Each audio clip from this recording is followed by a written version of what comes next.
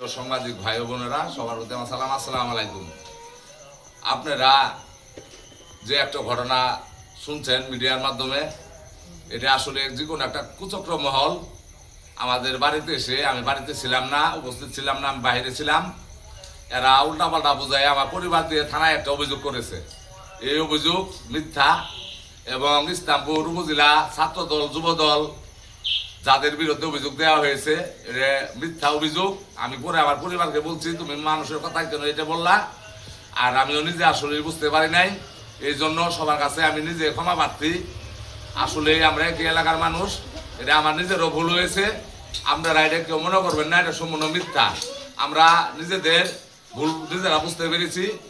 এই জন্য আমার মামলা আমি আমার পরিবারকে দিয়ে প্রত্যাহার করেছি।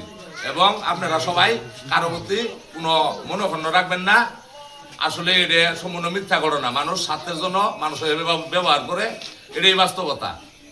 এতে আমার কারো প্রতি কোনো রাগ অভিযোগ নাই, কিন্তু আপনারা আমাকে একটু সবাই একটু হেল্প করবেন, আমার জন্য পরে যেন কোনো ক্ষয়ক্ষতি না হয়। এটা আপনাদের কাছে আমার একটা দাবি, প্রশাসনের কাছে দাবি, এবং সাংবাদিক মিডিয়া ভাই যারা আছেন, আমি আপনাদের সন্তান হিসেবে আপনাদের কাছে আমার একটা দাবি, আমার যেন ভবিষ্যতে আর কোনো ক্ষয়ক্ষতি না হয়। এবং আমাদের এমপি মহোদয় অনেক ভালো মানুষ, তার জন্য সবাই দোয়া করবেন। সবার প্রতি আমার সালাম, আসসালামু আলাইকুম।